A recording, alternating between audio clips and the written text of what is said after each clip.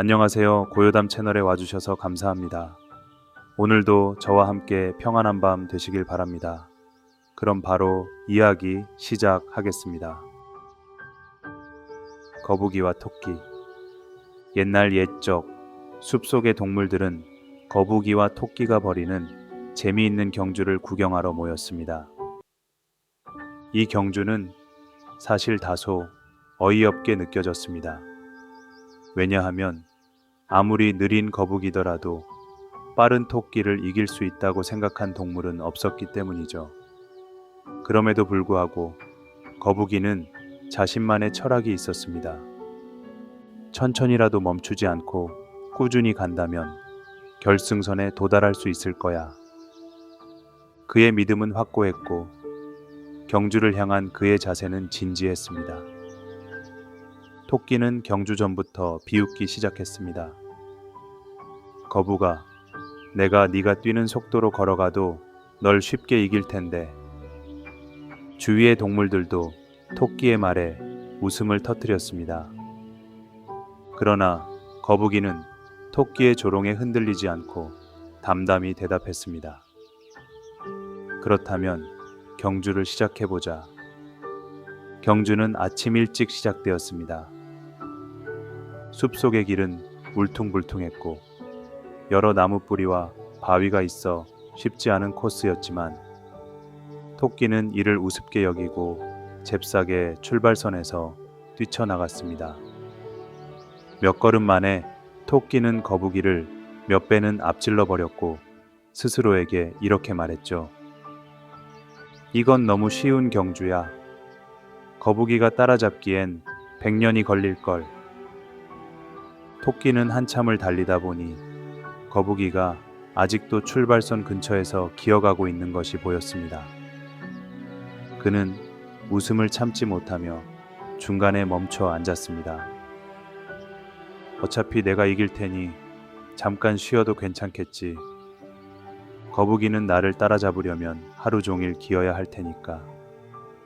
토끼는 그 자리에서 졸리운 눈을 비비며 잠시 누워 쉬기로 했습니다.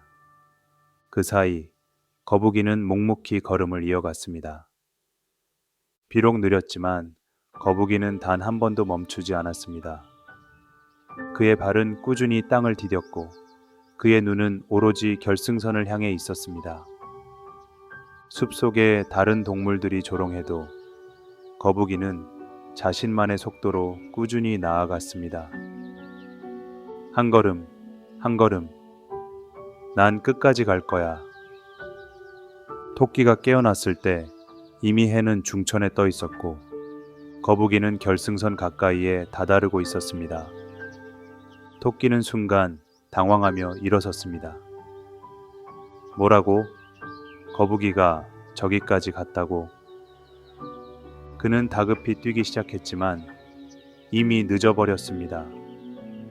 거북이는 끝까지 포기하지 않고 천천히 걸어 결승선을 넘었습니다.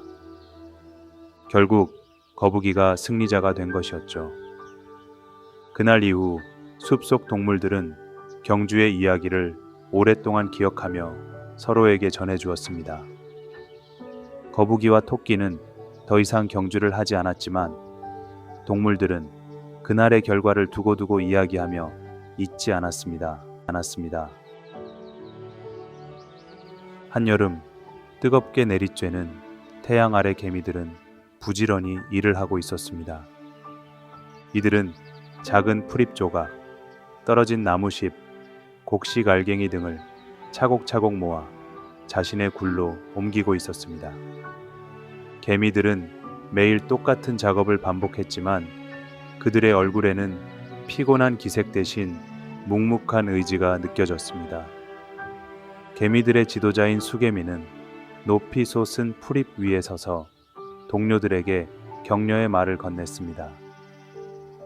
모두들 힘내세요.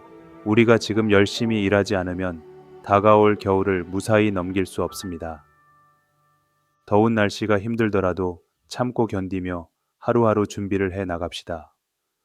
개미들은 고개를 끄덕이며 다시 고된 작업에 몰두했습니다. 그들의 작은 몸은 흙과 풀 조각으로 더러워졌지만 누구도 불평하지 않았습니다. 그들은 미래의 자신과 가족들이 이 식량으로 추운 겨울을 날 수 있을 거라는 믿음으로 뭉쳐 있었습니다. 그런데 같은 들판 한 구석에서는 완전히 다른 풍경이 펼쳐지고 있었습니다. 바로 배짱이들이 모여 있는 곳이었죠. 배짱이들은 숲 가장자리에 모여 노래를 부르고 춤을 추며 여름날의 따뜻한 바람을 만끽하고 있었습니다. 이들은 한데 모여 연주회를 열고 서로의 노래 솜씨를 자랑하기도 했습니다. 한 배짱이는 자신의 현악기를 손보며 동료들에게 자랑했습니다. 들어봐, 이번 곡은 정말 멋질 거야. 이 여름이 끝나기 전에 최고의 공연을 선보일 거야. 다른 배짱이들도 그 말에 환호하며 흥겹게 박수를 쳤습니다. 그들 중 한 배짱이가 멀리서 부지런히 일하는 개미들을 보며 비웃기 시작했습니다. 저 개미들은 참 재미없지 않니? 뜨거운 여름에 저렇게 애쓰다니. 우리가 지금 즐기고 나중에 일하면 되잖아. 봐, 우리에게는 아직 시간이 많아. 그 말을 듣고 동료 배짱이들도 맞장구를 쳤습니다. 여름날의 노래와 춤은 점점 더 이어졌고 그들은 전혀 겨울을 걱정하지 않았습니다. 계절은 점차 지나가고 여름은 가을로 접어들기 시작했습니다. 개미들은 더욱 분주히 움직이며 마지막으로 남은 곡식 알갱이를 모으고 있었습니다. 수개미는 동료들을 독려하며 말했습니다. 겨울이 다가오고 있습니다. 이제 마지막 힘을 다해서 준비해야 해요. 우리가 해온 모든 노력이 곧 결실을 맺을 겁니다. 개미들은 묵묵히 그들의 일에 열중했고 드디어 첫눈이 내릴 무렵 그들의 창고는 식량으로 가득 찼습니다. 반면 배짱이들은 첫눈을 보고서야 사태의 심각성을 깨닫기 시작했습니다. 이런. 벌써 눈이 내려? 아직 준비하지 못했는데. 배짱이들은 허둥대며 들판 이곳저곳을 돌아다녔지만 이미 모든 곡식은 땅속으로 감춰졌거나 다른 동물들에 의해 사라진 후였습니다. 그제서야 배짱이들은 개미들이 했던 경고를 떠올렸습니다. 그들은 서로를 바라보며 깊은 후회에 빠졌습니다. 우리가 왜 그렇게 여름 내내 놀기만 했을까? 개미들이 말했던 것처럼 준비를 했어야 했는데, 그러나 이미 때는 늦었습니다. 배짱이들은 추운 겨울을 버티는 데 필요한 자원을 구하지 못한 채 눈보라 속에서 몸을 움츠릴 수밖에 없었습니다. 반대로 개미들은 따뜻한 굴 속에서 모아둔 식량을 나누어 먹으며 서로를 격려했습니다. 수개미가 동료들을 둘러보며 말했습니다. 보세요. 우리의 노력 덕분에 모두가 무사히 겨울을 나고 있습니다. 열심히 준비하는 것이 얼마나 중요한지 이제 알 수 있겠지요. 다음 계절에도 우리는 서로를 위해 힘을 모아 준비할 것입니다. 어느 날 여우 한 마리가 숲속을 걸어 다니고 있었습니다. 햇볕은 따갑고 목은 점점 말라갔지만 여우는 계속해서 걸음을 멈추지 않았습니다. 그때 한 줄기에 주렁주렁 매달린 포도송이가 나무 사이로 모습을 드러냈습니다. 포도는 푸르고 탐스러워 보였고 그 향기로운 냄새는 여우의 코끝을 간질렸습니다. 이 포도만 먹으면 목도 축이고 기운도 날 텐데. 여우는 중얼거리며 포도 가까이로 다가갔습니다. 하지만 포도는 생각보다 높은 곳에 있었습니다. 여우는 한 발짝 뒤로 물러서서 점프를 했습니다. 그러나 포도의 끝도 닿지 않았습니다. 아직 준비가 덜 됐나? 더 높이 뛸 수 있을 거야. 여우는 다시금 멈춰섰다가 힘을 모아 도약했습니다. 그러나 포도는 여전히 손이 닿지 않는 곳에 있었습니다. 여우는 점점 짜증이 나기 시작했습니다. 정말 안 되겠군. 한 번 더. 이번에는 나뭇가지 가까이에 발을 디디며 온 힘을 다해 뛰었습니다. 그러나 결국 포도에 손이 닿지 않았습니다. 땀을 뻘뻘 흘리며 헉헉대던 여우는 결국 자리에 주저앉았습니다. 그는 포도송이를 올려다보며 중얼거렸습니다. 에이, 별로 맛도 없을 것 같은 포도잖아. 익지도 않은 것 같은데 저런 포도는 먹을 필요가 없지. 그리고는 다시 길을 나서며 포도를 뒤로 하고 말았습니다. 여우는 숲속을 걸으며 다른 먹이를 찾아 나섰지만 그의 마음 한켠에는 여전히 그 포도송이가 남아 있었습니다. 그는 속으로 스스로를 설득하며 생각했습니다. 내가 잘 못해서가 아니라 그 포도 자체가 별로였던 거야. 그래, 그 포도는 분명 맛이 없었을 거야. 그러나 그의 목소리는 점점 작아지고 결국은 침묵 속에 남아 버렸습니다. 여우는 다른 동물들에게 자신의 경험을 이야기했습니다. 그는 포도 이야기를 하며 말했습니다. 내가 그 포도를 일부러 안 먹은 거야. 정말이지 맛도 없고 가치도 없는 포도였으니까 말이지. 하지만 다른 동물들은 속으로 그 이유를 알 수 있었습니다.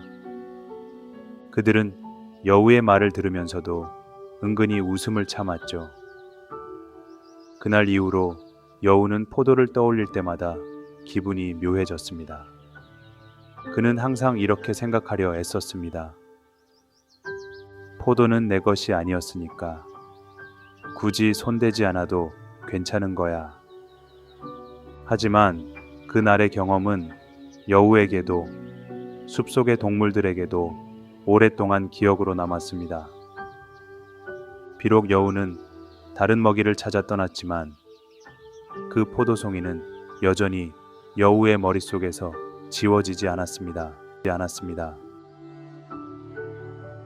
옛날 옛적 깊은 산골 어느 마을에 젊은 청년이 살고 있었어요. 그 청년은 성실하고 착한 성품을 지녔답니다. 하지만 집안이 가난에 혼인을 하지 못한 채 홀어머니와 함께 살았어요. 어머니는 하루빨리 아들이 결혼하기를 간절히 바랐지요. 어느 날 아들은 이웃 마을에서 착하고 예쁜 처녀를 만나게 되었어요. 두 사람은 금세 마음이 맞았고 결혼을 약속하게 되었답니다. 하지만 처녀에게는 남모를 고민이 있었어요. 그것은 바로 방귀가 너무 세다는 것이었죠. 처녀는 자신의 고민을 털어놓으며 결혼을 망설였지만 청년은 웃으며 그것쯤은 아무 문제 없다고 위로했습니다. 드디어 혼례 날이 되었어요. 마을 사람들은 새 며느리를 보기 위해 몰려들었고 잔치가 한창일 때였습니다. 새색 씨는 긴장한 나머지 참았던 방귀를 뿌웅 하고 크게 뀌고 말았어요. 소리가 어찌나 컸던지 잔치상이 흔들리고 지붕 위의 참새들도 깜짝 놀라 날아갔습니다. 마을 사람들은 놀라 눈이 휘둥그레졌지만 며느리의 시어머니는 며느리를 따뜻하게 감싸 안으며 말했습니다. 방귀 좀 뀌면 어떠냐? 우리 며느리 착하고 예쁘면 됐지. 하지만 이 소문은 금세 이웃 마을까지 퍼지고 말았어요. 사람들은 방귀쟁이 며느리라며 수군거렸고 며느리는 부끄러움에 얼굴을 들고 다닐 수가 없었죠. 그러던 어느 날 마을에 큰 도둑대가 쳐들어왔습니다. 마을 사람들은 모두 두려움에 떨었고 도둑들은 곡식이며 살림살이를 모두 빼앗아 가려고 했어요. 며느리는 이때 자신이 할 수 있는 일을 생각했습니다. 그리고 용기를 내어 마을 한가운데로 나갔죠. 며느리는 깊게 숨을 들이마신 후 크게 힘을 주어 뿌웅 하는 엄청난 방귀를 뀌었어요. 그러자 방귀 소리가 어찌나 컸던지 마치 천둥 소리 같아 온 마을이 울릴 정도였답니다. 도둑들은 그 소리에 깜짝 놀라 정신이 혼미해져 서로 뒤엉켜 도망치기 시작했습니다. 마을 사람들은 도둑들이 도망치는 것을 보고 큰 소리로 환호성을 질렀죠. 그날 이후 마을 사람들은 더 이상 며느리를 놀리지 않고 오히려 용감한 며느리, 마을의 수호신이라고 부르며 칭송했습니다. 며느리는 이제 더 이상 부끄러워하지 않았고 자신의 약점을 장점으로 만들었답니다. 이후 며느리는 마을에서 큰 사랑을 받으며 행복하게 살았다고 합니다. 사람들은 모두 그녀의 방귀를 오히려 자랑스럽게 여겼고 며느리 역시 자신의 있는 모습 그대로 당당하게 살아갈 수 있었답니다. 그 뒤로 마을 사람들은 이렇게 이야기했어요. 사람에게는 누구나 약점이 있지만 그것을 어떻게 받아들이고 활용하느냐에 따라 그것은 큰 힘이 될 수도 있답니다. 옛날 옛적 고구려에 바보온달이라는 이름의 젊은이가 살고 있었습니다. 그는 어려운 가정 환경 속에서 자라났지만 마음만큼은 누구보다 선량했습니다. 그러나 사람들은 그를 바보라고 놀리며 경멸하곤 했습니다. 온달은 마을 사람들의 심부름을 도와주며 겨우 생계를 이어갔지만 그 과정에서도 항상 따뜻한 미소를 잃지 않았습니다. 하지만 그의 순수한 마음과 배려심을 아는 사람들은 거의 없었습니다. 한편 고구려 왕실에서는 평강공주가 나날이 자라며 뛰어난 지혜와 용모를 겸비하게 되었습니다. 그런데 평강공주는 너무나도 자유로운 영혼을 가진 사람이었습니다. 그녀는 전통적인 예법이나 궁중의 격식을 따르는 것을 싫어했고 때로는 고집을 부리며 자신만의 길을 걷고자 했습니다. 아버지인 왕은 공주의 이러한 성격에 골머리를 앓곤 했습니다. 평강, 네가 이렇게 고집을 부리면 혼인을 어떻게 할 것이냐. 그래도 언젠가는 나라를 위해 너도 가문의 뜻에 따를 준비를 해야 한다. 하지만 평강은 왕의 말에 굴하지 않고 이렇게 대답했습니다. 저는 아버지 뜻대로 살고 싶지 않습니다. 제가 좋아하는 사람과 결혼하겠습니다. 그러자 왕은 화가 나서 빈정대듯 말했습니다. 좋다. 네가 그렇게 고집을 부린다면 차라리 바보 온달과 결혼해라. 이 말은 농담처럼 들렸지만 평강공주의 마음속에 깊은 인상을 남겼습니다. 시간이 흘러 공주는 점점 나이가 들었고 주위에서는 결혼 이야기가 끊이지 않았습니다. 왕은 공주의 고집에 어쩔 수 없이 그녀의 뜻을 존중했지만 한편으로는 은근히 걱정했습니다. 그런데 어느 날 평강공주는 스스로 선언했습니다. 저는 바보 온달과 결혼하겠습니다. 왕은 크게 놀랐습니다. 내가 한 말이 진심인 줄 아느냐? 그 말은 그냥 흘려들어야지. 너는 나라를 위해 적합한 혼인을 해야 하지 않겠느냐? 하지만 평강은 고개를 저으며 말했습니다. 아버지께서 하신 말씀을 마음속에 담아두고 있었어요. 저는 온달처럼 순수한 마음을 가진 사람과 함께 살고 싶습니다. 결국 왕은 딸의 고집을 꺾을 수 없었고 평강공주는 바보 온달을 찾아갔습니다. 온달은 처음에는 공주가 자신의 앞에 나타났다는 사실에 믿을 수 없어 했습니다. 그는 공주의 뜻을 듣고도 자신이 그녀와 결혼할 자격이 없다고 생각했습니다. 공주님, 저는 가진 것도 없고 배운 것도 없으며 사람들에게 늘 비웃음을 당하는 바보일 뿐입니다. 저 같은 사람과 어떻게 결혼하실 수 있겠습니까? 그러나 평강공주는 고개를 저으며 말했습니다. 온달, 당신의 따뜻한 마음과 정직한 성품이 저를 감동시켰습니다. 나는 당신과 함께하고 싶습니다. 우리가 힘을 합치면 함께 더 나은 삶을 만들어갈 수 있을 거예요. 그 후로 평강공주는 온달과 함께 살며 그를 지원했습니다. 그는 공주의 지지와 격려 속에서 점차 자신감을 얻고 새로운 기술을 배우며 변해갔습니다. 그는 마을 사람들로부터 점차 신뢰를 얻었고 평강의 사랑과 지혜 덕분에 이전의 바보 온달이 아닌 용감하고 지혜로운 온달로 성장하게 되었습니다. 그들의 이야기는 고구려 전역으로 퍼져나갔고 많은 사람들에게 두 사람의 사랑과 상호 존중의 이야기를 전하며 영감을 주었습니다. 거북이와 토끼. 옛날 옛적 숲속의 동물들은 거북이와 토끼가 벌이는 재미있는 경주를 구경하러 모였습니다. 이 경주는 사실 다소 어이없게 느껴졌습니다. 왜냐하면 아무리 느린 거북이더라도 빠른 토끼를 이길 수 있다고 생각한 동물은 없었기 때문이죠. 그럼에도 불구하고 거북이는 자신만의 철학이 있었습니다. 천천히라도 멈추지 않고 꾸준히 간다면 결승선에 도달할 수 있을 거야. 그의 믿음은 확고했고 경주를 향한 그의 자세는 진지했습니다. 토끼는 경주 전부터 비웃기 시작했습니다. 거북아, 내가 네가 뛰는 속도로 걸어가도 널 쉽게 이길 텐데.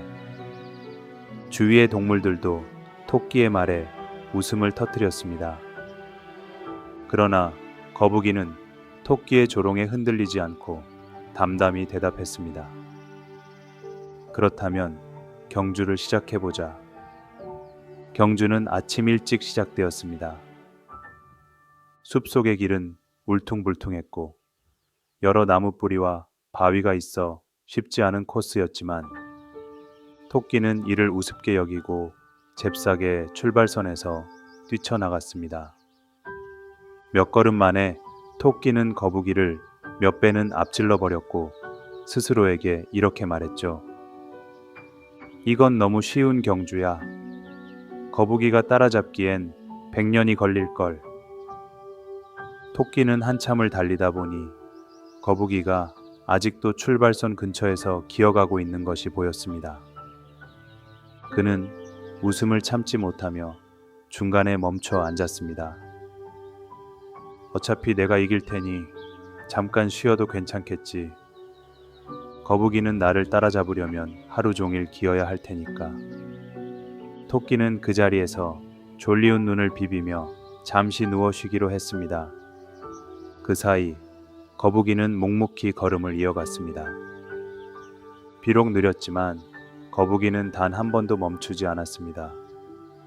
그의 발은 꾸준히 땅을 디뎠고 그의 눈은 오로지 결승선을 향해 있었습니다. 숲속의 다른 동물들이 조롱해도 거북이는 자신만의 속도로 꾸준히 나아갔습니다. 한 걸음, 한 걸음. 난 끝까지 갈 거야. 토끼가 깨어났을 때 이미 해는 중천에 떠 있었고 거북이는 결승선 가까이에 다다르고 있었습니다. 토끼는 순간 당황하며 일어섰습니다. 뭐라고? 거북이가 저기까지 갔다고? 그는 다급히 뛰기 시작했지만 이미 늦어버렸습니다. 거북이는 끝까지 포기하지 않고 천천히 걸어 결승선을 넘었습니다. 결국 거북이가 승리자가 된 것이었죠. 그날 이후 숲속 동물들은 경주의 이야기를 오랫동안 기억하며 서로에게 전해주었습니다. 거북이와 토끼는 더 이상 경주를 하지 않았지만 동물들은 그날의 결과를 두고두고 이야기하며 잊지 않았습니다. 않았습니다.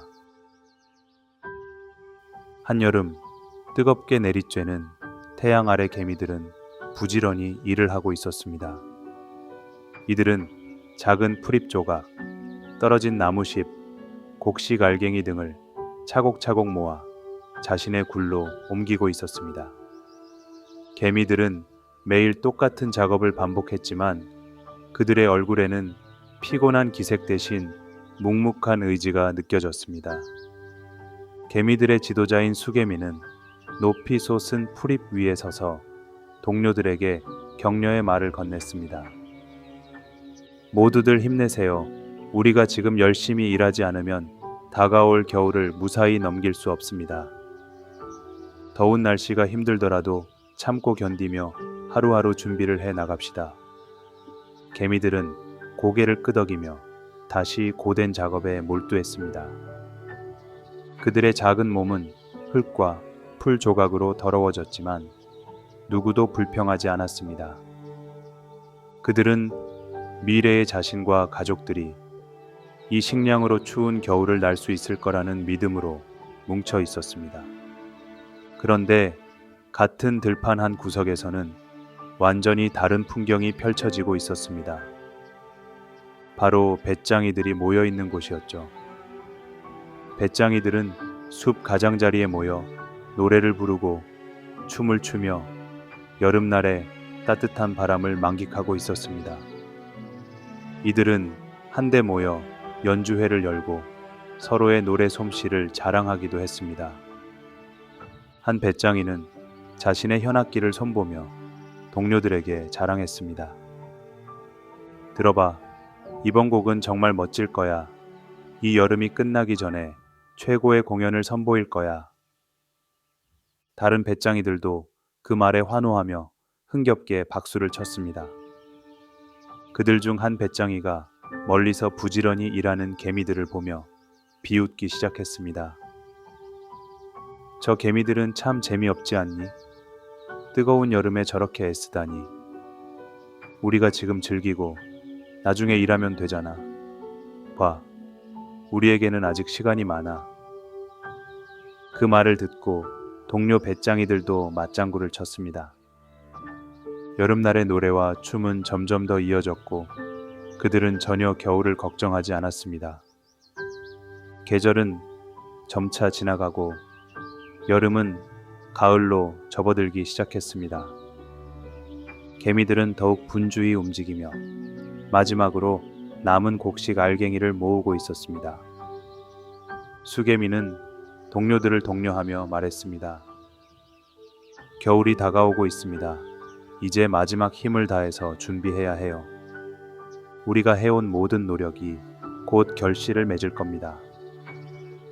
개미들은 묵묵히 그들의 일에 열중했고 드디어 첫눈이 내릴 무렵 그들의 창고는 식량으로 가득 찼습니다. 반면 배짱이들은 첫눈을 보고서야 사태의 심각성을 깨닫기 시작했습니다. 이런, 벌써 눈이 내려? 아직 준비하지 못했는데. 배짱이들은 허둥대며 들판 이곳저곳을 돌아다녔지만 이미 모든 곡식은 땅속으로 감춰졌거나 다른 동물들에 의해 사라진 후였습니다. 그제서야 배짱이들은 개미들이 했던 경고를 떠올렸습니다. 그들은 서로를 바라보며 깊은 후회에 빠졌습니다. 우리가 왜 그렇게 여름 내내 놀기만 했을까? 개미들이 말했던 것처럼 준비를 했어야 했는데, 그러나 이미 때는 늦었습니다. 배짱이들은 추운 겨울을 버티는 데 필요한 자원을 구하지 못한 채 눈보라 속에서 몸을 움츠릴 수밖에 없었습니다. 반대로 개미들은 따뜻한 굴 속에서 모아둔 식량을 나누어 먹으며 서로를 격려했습니다. 수개미가 동료들을 둘러보며 말했습니다. 보세요. 우리의 노력 덕분에 모두가 무사히 겨울을 나고 있습니다. 열심히 준비하는 것이 얼마나 중요한지 이제 알 수 있겠지요. 다음 계절에도 우리는 서로를 위해 힘을 모아 준비할 것입니다. 할 것입니다. 어느 날 여우 한 마리가 숲속을 걸어 다니고 있었습니다. 햇볕은 따갑고 목은 점점 말라갔지만 여우는 계속해서 걸음을 멈추지 않았습니다. 그때 한 줄기에 주렁주렁 매달린 포도송이가 나무 사이로 모습을 드러냈습니다. 포도는 푸르고 탐스러워 보였고 그 향기로운 냄새는 여우의 코끝을 간질렸습니다. 이 포도만 먹으면 목도 축이고 기운도 날 텐데. 여우는 중얼거리며 포도 가까이로 다가갔습니다. 하지만 포도는 생각보다 높은 곳에 있었습니다. 여우는 한 발짝 뒤로 물러서서 점프를 했습니다. 그러나 포도의 끝도 닿지 않았습니다. 아직 준비가 덜 됐나? 더 높이 뛸 수 있을 거야. 여우는 다시금 멈춰 섰다가 힘을 모아 도약했습니다. 그러나 포도는 여전히 손이 닿지 않는 곳에 있었습니다.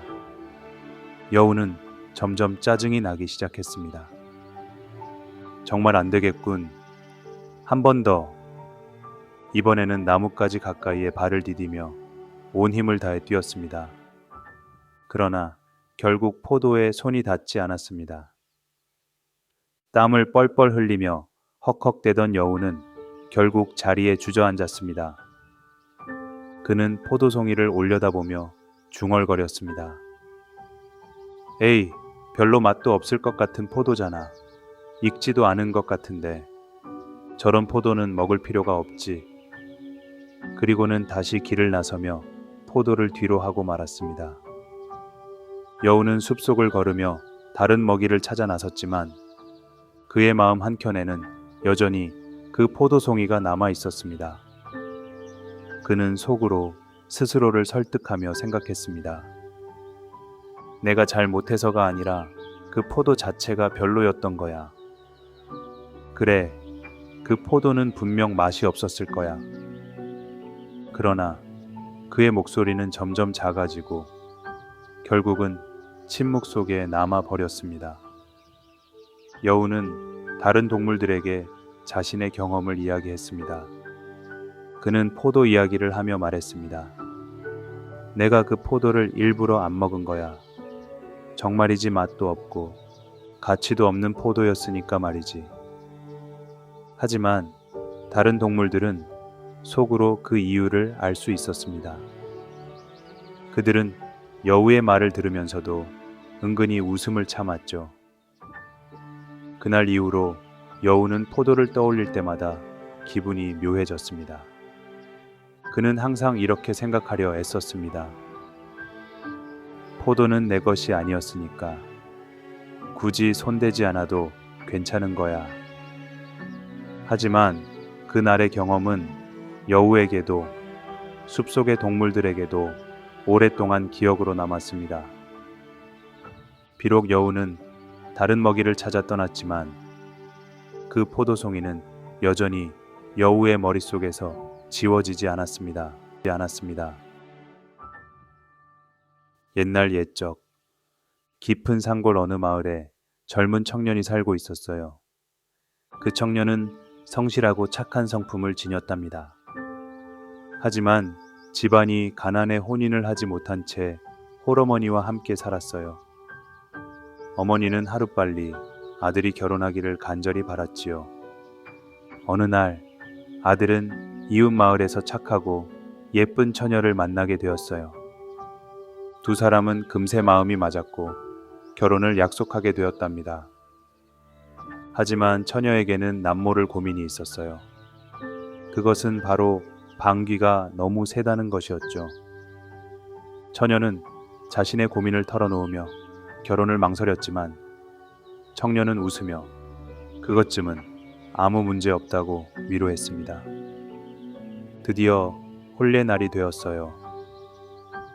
마을 사람들은 새 며느리를 보기 위해 몰려들었고 잔치가 한창일 때였습니다. 새색 씨는 긴장한 나머지 참았던 방귀를 뿌웅 하고 크게 뀌고 말았어요. 소리가 어찌나 컸던지 잔치상이 흔들리고 지붕 위의 참새들도 깜짝 놀라 날아갔습니다. 마을 사람들은 놀라 눈이 휘둥그레졌지만 며느리의 시어머니는 며느리를 따뜻하게 감싸 안으며 말했습니다. 방귀 좀 뀌면 어떠냐? 우리 며느리 착하고 예쁘면 됐지. 하지만 이 소문은 금세 이웃 마을까지 퍼지고 말았어요. 사람들은 방귀쟁이 며느리라며 수군거렸고 며느리는 부끄러움에 얼굴을 들고 다닐 수가 없었죠. 그러던 어느 날 마을에 큰 도둑대가 쳐들어왔습니다. 마을 사람들은 모두 두려움에 떨었고 도둑들은 곡식이며 살림살이를 모두 빼앗아 가려고 했어요. 며느리는 이때 자신이 할 수 있는 일을 생각했습니다. 그리고 용기를 내어 마을 한가운데로 나갔죠. 며느리는 깊게 숨을 들이마신 후 크게 힘을 주어 뿌웅 하는 엄청난 방귀를 뀌었어요. 그러자 방귀 소리가 어찌나 컸던지 마치 천둥 소리 같아 온 마을이 울릴 정도였답니다. 도둑들은 그 소리에 깜짝 놀라 정신이 혼미해져 서로 뒤엉켜 도망치기 시작했습니다. 마을 사람들은 도둑들이 도망치는 것을 보고 큰 소리로 환호성을 질렀죠. 그날 이후 마을 사람들은 더 이상 며느리를 놀리지 않고 오히려 용감한 며느리, 마을의 수호신이라고 부르며 칭송했습니다. 며느리는 이제 더 이상 부끄러워하지 않았고 자신의 약점을 장점으로 만들었답니다. 이후 며느리는 마을에서 큰 사랑을 받으며 행복하게 살았다고 합니다. 사람들은 모두 그녀의 방귀를 오히려 자랑스럽게 여겼고 며느리 역시 자신의 있는 모습 그대로 당당하게 살아갈 수 있었답니다. 그 뒤로 마을 사람들은 이렇게 이야기했어요. 사람에게는 누구나 약점이 있지만 그것을 어떻게 받아들이고 활용하느냐에 따라 그것은 큰 힘이 될 수도 있답니다. 옛날 옛적 고구려에 바보온달이라는 이름의 젊은이가 살고 있었습니다. 그는 어려운 가정 환경 속에서 자라났지만 마음만큼은 누구보다 선량했습니다. 그러나 사람들은 그를 바보라고 놀리며 경멸하곤 했습니다. 온달은 마을 사람들의 심부름을 도와주며 겨우 생계를 이어갔지만 그 과정에서도 항상 따뜻한 미소를 잃지 않았습니다. 하지만 그의 순수한 마음과 배려심을 아는 사람들은 거의 없었습니다. 한편 고구려 왕실에서는 평강 공주가 나날이 자라며 뛰어난 지혜와 용모를 겸비하게 되었습니다. 그런데 평강 공주는 너무나도 자유로운 영혼을 가진 사람이었습니다. 그녀는 전통적인 예법이나 궁중의 격식을 따르는 것을 싫어했고 때로는 고집을 부리며 자신만의 길을 걷고자 했습니다. 아버지인 왕은 공주의 이러한 성격에 골머리를 앓곤 했습니다. 평강, 네가 이렇게 고집을 부리면 혼인을 어떻게 할 것이냐. 그래도 언젠가는 나라를 위해 너도 가문의 뜻에 따를 준비를 해야 한다. 하지만 평강은 왕의 말에 굴하지 않고 이렇게 대답했습니다. 저는 아버지 뜻대로 살고 싶지 않습니다. 제가 좋아하는 사람과 결혼하겠습니다. 그러자 왕은 화가 나서 빈정대듯 말했습니다. 좋다. 네가 그렇게 고집을 부린다면 차라리 바보 온달과 결혼해라. 이 말은 농담처럼 들렸지만 평강 공주의 마음속에 깊은 인상을 남겼습니다. 시간이 흘러 공주는 점점 나이가 들었고 주위에서는 결혼 이야기가 끊이지 않았습니다. 왕은 공주의 고집에 어쩔 수 없이 그녀의 뜻을 존중했지만 한편으로는 은근히 걱정했습니다. 그런데 어느 날 평강 공주는 스스로 선언했습니다. 저는 바보 온달과 결혼하겠습니다. 왕은 크게 놀랐습니다. 내가 한 말이 진심인 줄 아느냐? 그 말은 그냥 흘려들어야지. 너는 나라를 위해 적합한 혼인을 해야 하지 않겠느냐? 하지만 평강은 고개를 저으며 말했습니다. 아버지께서 하신 말씀을 마음속에 담아두고 있었어요. 저는 온달처럼 순수한 마음을 가진 사람과 함께 살고 싶습니다. 결국 왕은 딸의 고집을 꺾을 수 없었고 평강공주는 바보 온달을 찾아갔습니다. 온달은 처음에는 공주가 자신의 앞에 나타났다는 사실에 믿을 수 없어 했습니다. 그는 공주의 뜻을 듣고도 자신이 그녀와 결혼할 자격이 없다고 생각했습니다. 공주님, 저는 가진 것도 없고 배운 것도 없으며 사람들에게 늘 비웃음을 당하는 바보일 뿐입니다. 저 같은 사람과 어떻게 결혼하실 수 있겠습니까? 그러나 평강공주는 고개를 저으며 말했습니다. 온달, 당신의 따뜻한 마음과 정직한 성품이 저를 감동시켰습니다. 나는 당신과 함께하고 싶습니다. 우리가 힘을 합치면 함께 더 나은 삶을 만들어갈 수 있을 거예요. 그 후로 평강공주는 온달과 함께 살며 그를 지원했습니다. 그는 공주의 지지와 격려 속에서 점차 자신감을 얻고 새로운 기술을 배우며 변해갔습니다. 그는 마을 사람들로부터 점차 신뢰를 얻었고 평강의 사랑과 지혜 덕분에 이전의 바보 온달이 아닌 용감하고 지혜로운 온달로 성장하게 되었습니다. 그들의 이야기는 고구려 전역으로 퍼져나갔고 많은 사람들에게 두 사람의 사랑과 상호 존중의 이야기를 전하며 영감을 주었습니다. 오늘 이야기가 마음에 드셨다면 좋아요와 구독 버튼 꼭 눌러주세요. 그리고 댓글로 여러분의 생각도 공유해주세요. 다음 시간에는 더욱 흥미롭고 감동적인 이야기로 찾아뵙겠습니다. 그럼 다음에 또 만나요.